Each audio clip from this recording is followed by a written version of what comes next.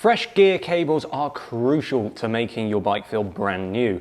Here's why you need to do this before summer and a step-by-step guide to make the process super simple, even if you have no mechanical skills.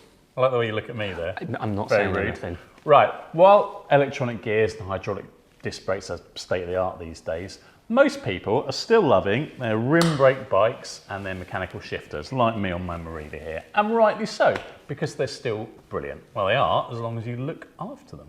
As with any moving part of a bicycle, gear cables and their housing will eventually wear out or just get clogged up with gunk. This causes excessive friction to occur between the shifter and the derailleur, and that results in your gears not working properly. So I brought my Merida in here, which is in need of a little bit of a gear service, and Liam here, who's a qualified mechanic, is gonna swap the cables out for me. So let's go. The tools that you'll need for this job consist of a good set of cable cutters and an Allen key for the clamp bolt. We'd really recommend getting a good quality set of cutters, as this will give you a clean cut of the inner cable and the housing. Cheaper side cutters can crush the housing and fray the inner cable, leading to poor shifting or a difficult installation. For a pro level finish, a pick is really useful, and a file or rotary cutting tool will give your housing the flattest surface at the ends. And if you're working on internally routed cables, you'll want to grab some of this plastic sheathing. Honestly, it will save you hours of pain. Ideally, we always want to be working on a clean bike. It doesn't have to be spotless, but the drivetrain is a dirty place, and a frame that is covered in road grime is not a nice place to put your hands. So give your bike a wash before you get going. Now that you've got a sparkly bike to work on, drop the chain into the little ring and the smallest cog, and it's time to make the routing of the inner cable as easy as possible. Dave's Merida has a full outer running from the shifter to the mech, which is unusual, but anytime you're replacing a cable that runs through the frame like this, you can use the old inner cable as a guide. Next, you'll need to remove the bar tape so that you can replace the cable run to the shifter. You only need to go far enough to get access to the lever. Now is a very good time to check your housing length. This is very, very important, because if you go too long, you'll lose performance in your shifts, but go too short and, well, your bars won't be able to rotate properly. While the cable outer is off the bike, use it to measure your new outer. Cut it a bit longer than you think you'll need. So do pay attention to what furrows, if any, the system is using. This Shimano system uses a slotted furrow at this end that goes into the shifter, and then there's a blank furrow that goes into the inline tension adjuster. Ooh!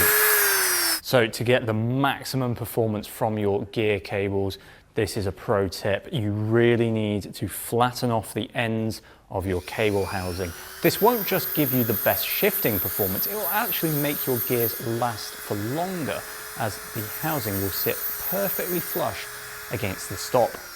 So once we've done that, we need to grab our pick, and this cable inner lining will have been crushed. We just push this down just a little bit, nice and round that out. Remove the old gear cable from the lever and fit a new one. How you do this will depend on the lever, so make sure that you're poking it in the right hole. It's best to roll back the hood at this point and just check that it's seated.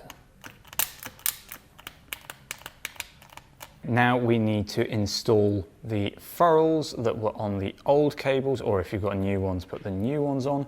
Seat the cable outer back in the lever, making sure it's well seated. Then use the insulating tape to tape the cables back to the bar. Use the last bit of tape to mark where the bar tape will end. Dave's bike has an inline adjuster, so we've added that back into the cable run. To measure the length of the outer that you'll need, turn the bars away from the cable to extend it as much as possible. Then cut to length, and remember to square off the ends for perfect shifting. For the loop from the frame to the rear mech, you want the radius to be fairly tight, but without introducing any pinch points that might affect the shifting.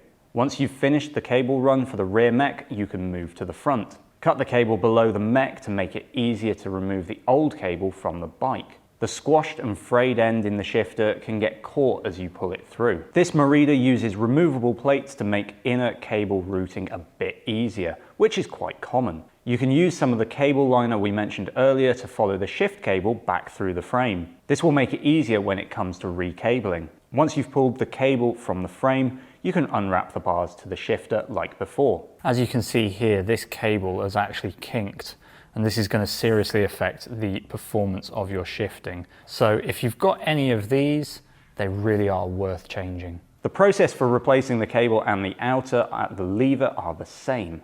Cut the new outer to length, make sure the ends are flat and the correct furrows are fitted. Then thread the cable through the lever. Reassemble the cable run and tape the cable to the bars. Run the cable through the frame back to the mech. If your cable runs out of the frame and back in, like it does on this bike, you can use a short section of cable liner to protect the shift cable from the elements. After that, you can fit the cables back into the derailleurs. With that all done, you have now replaced your gear cables. Once you've cinched the bolts down, well, you're going to have to adjust your gears. Thankfully, we've got a video for that. And you're going to have to rewrap your tape because we've undone that. Thankfully, we've got a video for that too. Anyway, we'll see you guys in the next one.